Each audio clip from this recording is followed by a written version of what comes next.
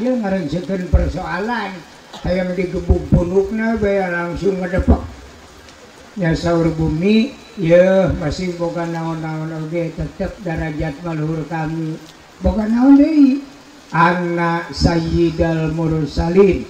wa khataman nabiyyin wa habibi rabbil alamin pi'a saur bumi sategesna derajat maluhur kami sabab di kami aya jalma anu pangdipikasina ku Allah taala jenenganna Muhammad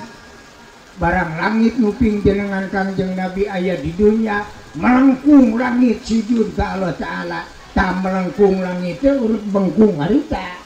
jadi nama damprak bisa izin ku bumi nepi ka melengkung itu sok tingali langit teh bengkungnya nah itu teh itu lamun ngarumasakeun eleh kudu bengkung lamun cengkat wae eta beregong nya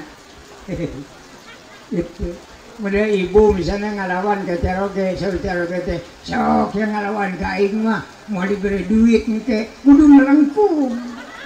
gitu ada tadi bapak wis bengkung gitu mah bere di 1000 jadi cengkat deui nah kalau bawa duit mah sakeura mah